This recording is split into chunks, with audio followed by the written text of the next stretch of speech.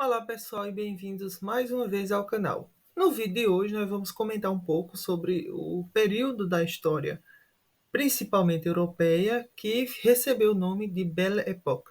Bela época, né? Nós vamos entender por que, em geral, os livros trazem esse conceito em francês, né? Tem muito a ver com desenvolvimentos artísticos, culturais, tecnológicos que aconteceram na Europa, né? O que foi a Belle Époque é isso que nós vamos entender no vídeo de hoje.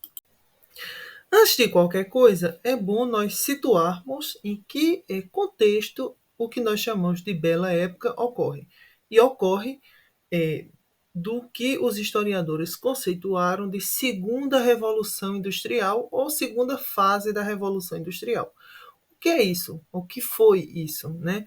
Foi um momento da história econômica do mundo em que o modo de produzir industrialmente, ou seja, a partir de máquinas, se expandiu, né, e em escala, larga produção, se expandiu do eixo, enfim, que já havia se consolidado desde o século XVIII, que é ali a Grã-Bretanha, para vários outros lugares do mundo, aí incluídos não apenas países europeus, como por exemplo a Alemanha, recém-formada no final do século XIX, a Itália, se consolidou ainda mais na França, já havia, né, uma certa indústria lá, ou seja, mas não apenas em países do continente europeu. A indústria vai para países fora também do continente europeu.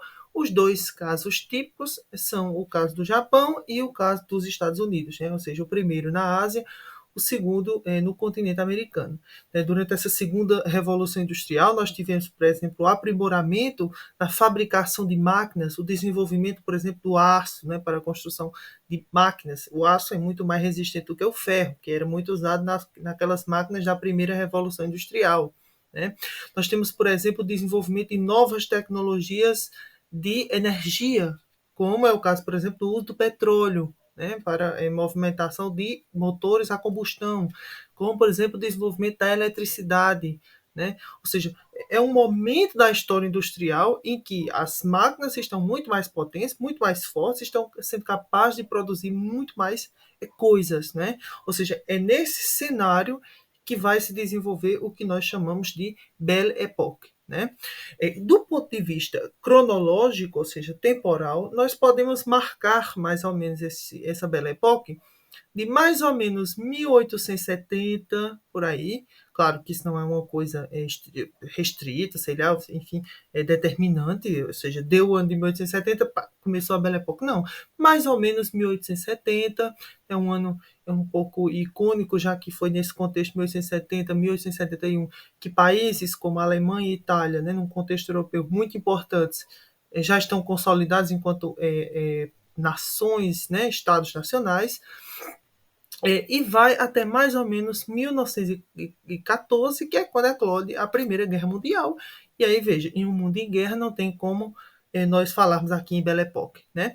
Do ponto de vista geográfico, a Belle Époque aconteceu principalmente na Europa Ocidental, né? Reflexos, caso, claro, né? Nos Estados Unidos, né? Até mesmo aqui no Brasil e em outras partes do mundo, reflexos, mas a Belle Époque, mesmo stricto senso, é uma questão europeia, muito francesa, né, por exemplo, certo? É, Enfim, o que foi esse período de Belle Époque inserido no contexto da segunda revolução industrial? Foi um momento, gente, de muitos desenvolvimentos tecnológicos, culturais. Foi um momento em que esses grandes avanços em variadas áreas fizeram com que as pessoas observassem o seu mundo, né, o mundo ao seu redor, e pensassem em um futuro que fosse ainda melhor. Então, nós podemos dizer que é uma época em que havia uma grande expectativa de um futuro bom. As pessoas estavam ali vendo, né, as coisas sendo desenvolvidas em sua frente.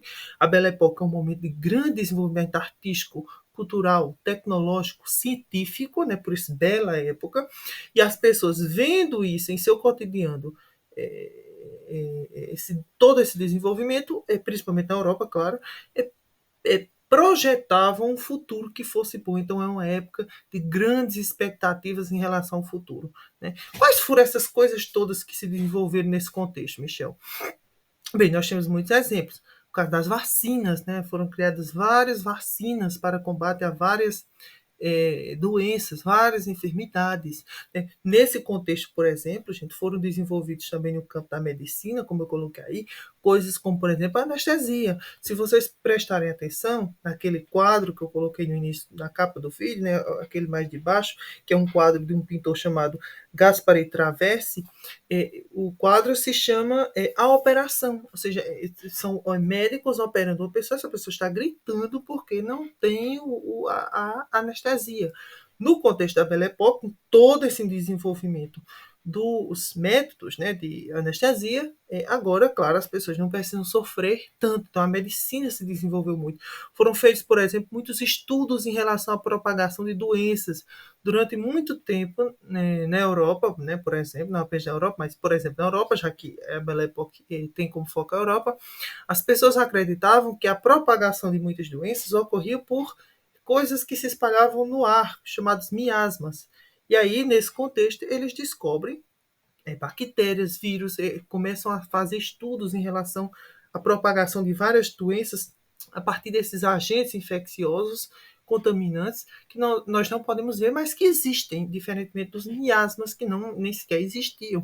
Então, também há, por exemplo, o desenvolvimento de métodos de asepsia, como, por exemplo, passar álcool nas mãos, lavar as mãos, ou seja, coisas que para nós, principalmente depois da pandemia, né, em 2019 para cá, são simples, claras, evidentes, naquela época não era, mas foram desenvolvidas naquele contexto também, né, muitos métodos de asepsia.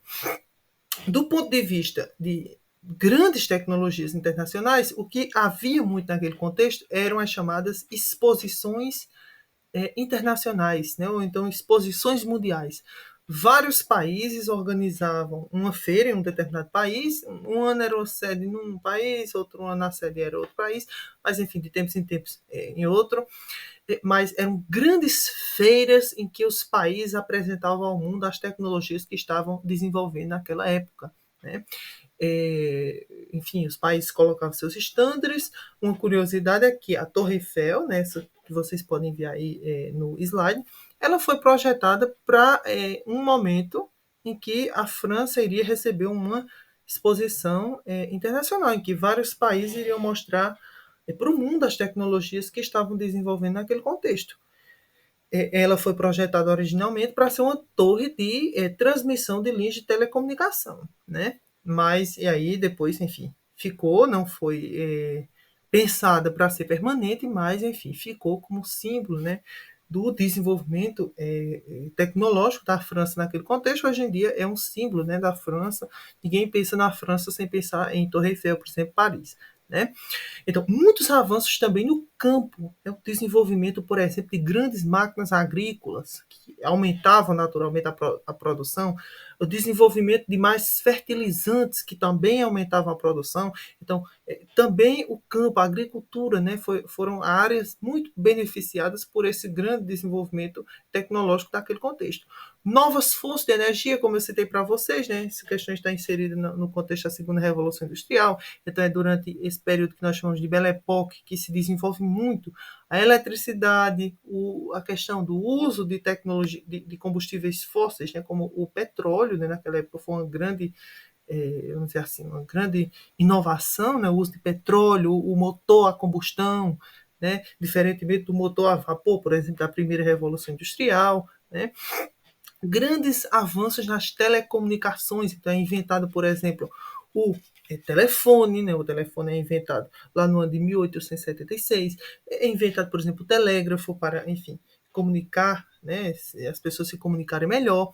Então, nós podemos dizer, gente, que há naquele contexto uma espécie de, alguns historiadores dizem, né, meio que redução das distâncias. Antes, vamos imaginar, as pessoas se comunicavam principalmente por cartas. Uma carta, por exemplo, para chegar da Europa aqui para a América, né, um exemplo, demorava semanas, semanas, às vezes meses, né? Agora não, você faz uma ligação telefônica ou então manda um telegrama, né, uma mensagem de texto. Então, há, de certa maneira, essa redução entre as distâncias que existem as pessoas. Claro, não na prática, né, pelo amor de Deus, mas do ponto de vista de agora as pessoas podem se comunicar com maior rapidez, né? há também um encurtamento das distâncias geográficas, quase que literalmente. Não é literalmente porque o espaço não se reduz, mas, por exemplo, são inventados grandes meios de transportes que não existiam antes. Né? Nessa época, por exemplo, são desenvolvidos os primeiros automóveis, nessa época são desenvolvidos, por exemplo, até os aviões, nessa época são desenvolvidas grandes locomotivas. Né?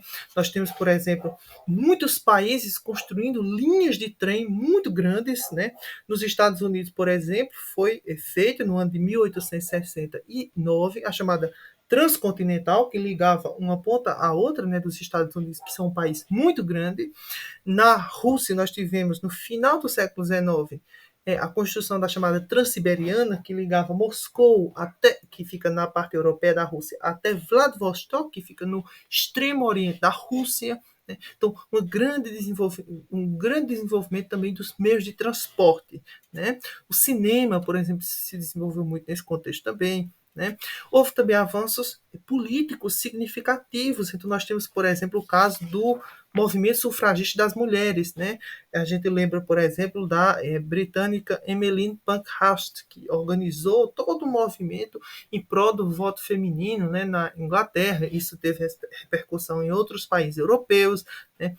Claro, o primeiro país a permitir que a mulher tivesse acesso ao voto não foi um país europeu, foi a Nova Zelândia em 1893.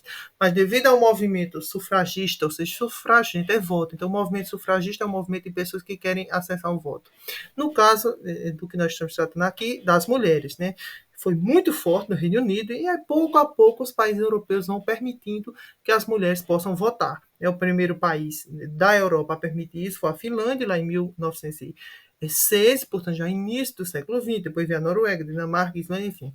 Vários outros países foram aderindo a isso. Né? Então, a Belle Époque é também na Europa um momento de grande desenvolvimento do ponto de vista de direitos, né? Enfim, mudanças nas artes, surgem muitos estilos artísticos, né, interessantíssimos e diferentes, por exemplo, daqueles que predominavam há pouco tempo. Há pouco tempo eu estou considerando o contexto em que nós estamos tratando, como o realismo. Né? Então, o realismo fica um pouco de lado, surgem artes como, por exemplo, o impressionismo, nomes como Auguste Renoir, Edgar Degas, né? Ou seja, o impressionismo que prezava por uma arte que fosse não realista, né? Ou seja, uma arte que se baseasse na visão que o próprio autor tinha das coisas, mas, enfim, não era uma arte que prezava por representar as coisas tais quais elas são, mas tinha um sentido muito mais poético. Né? Então, desenvolvimento do impressionismo, depois do cubismo, nomes como, por exemplo, Pablo Picasso. Enfim, é um momento também de grande desenvolvimento das artes. Né? Então, isso, gente, é a Belle Époque. Veja, a Belle Époque, ai, que coisa boa. Tantas coisas interessantes, Michel. Não teve nenhum problema a Belle Époque. Teve muitos problemas, gente. A Belle Époque foi um momento também de muitas contradições, né? Porque, veja, ela se desenvolve durante a Segunda Revolução Industrial e a Segunda Revolução Industrial provocou o que no mundo? O que nós chamamos de imperialismo ou neocolonialismo, né? Ou seja, potências, principalmente europeias, também Estados Unidos, né, na América japonesa, mas principalmente europeias, que para produzir mais, para vender mais, iam à África e à Ásia, principalmente, e exploravam esses continentes, né? Extraindo mão de obra barata, né? Usando mão de obra barata, explorando as riquezas do lugar, vendendo seus produtos, né? Ou seja, adquirindo mercados consumidores para esses produtos. Né? Então, foi também um momento de muitas contradições. Grande parte dessas coisas que foram desenvolvidas na Europa foram feitas à custa de dinheiro, produto da exploração de pessoas em outros continentes. Então, também foi um momento de muitas contradições, esse que nós estamos chamando aqui de Belle Époque. Não foi Belle Époque para a África. A África estava sendo explorada naquele contexto. A gente lembra, por exemplo, da Conferência de Berlim, em 1884/85, que terminou em 85, em que a África foi dividida, foi a partilha da África. Vários países europeus, com seus líderes, claro, sentaram-se à mesa, pegaram um mapa, realmente fizeram isso, tinha mesmo um mapa, e dividiram o continente africano entre si. Então, a África estava sendo explorada, a Belle Époque não foi para a África. Né? A Ásia também, enfim, foi um momento de muitas contradições. E, claro, né, ou seja, você está vendo aqui potências que estão disputando territórios porque elas precisam, num contexto de segunda revolução industrial, ter matéria-prima para produzir suas coisas, ter mão de obra barata para trabalhar produzindo essas coisas e ter mercado consumidor para consumir os seus produtos, né? Isso não vai dar certo. É nesse momento também que várias potências europeias começam o que nós chamamos de corrida armamentista. Elas começam a se armar. A frase que existia naquela época era: se queres paz, prepara-te para a guerra. Ou seja, os historiadores chamam esse contexto também de paz armada. Por que paz armada? Porque existia uma paz relativa, os países não estavam em guerra naquele contexto diretamente, mesmo porque era um período de bela época, como nós estamos falando aqui, mas, por outro lado, era uma paz armada, porque os países sabiam que a qualquer momento essas disputas por territórios coloniais, na África e na Ásia principalmente, iriam projetar, e também até na própria Europa, né, nos Balcãs, né, por exemplo, mas enfim, iriam fazer com que surgisse uma guerra ali naquele continente. Por isso a ideia, né, se queres paz, prepara-te para a guerra. Como é que se prepara para a guerra? Se armando. Começou toda uma corrida armamentista na Europa naquele contexto também. Né? E aí, claro, né, vem realmente a guerra, a Primeira Guerra Mundial, cuja causa principal foram as disputas coloniais entre os países europeus. Inclusive, existe aqui no canal um vídeo muito interessante que eu fiz sobre as causas da Primeira Guerra Mundial. Eu sugiro que vocês assistam. Em 1914 começa a Primeira Guerra Mundial e o período de Belle Époque acaba. Inclusive, a mentalidade das pessoas também é muito modificada. Aquela ideia de que o futuro seria necessariamente bom, porque hoje nós estamos com muitos avanços, muitas tecnologias, ela é deixada de lado. A Europa e, de certa forma, um pouco o mundo em geral, né, que é afetado por isso, começa a pensar o futuro como não necessariamente muito bom, que aconteceu uma guerra, é uma época em que a mentalidade das pessoas também começa a ser afetada por isso, né, pela guerra. Espero que vocês tenham compreendido o que foi a bela época, suas contradições. Se chegou até aqui, se inscreva no canal e comente o vídeo. Até a próxima.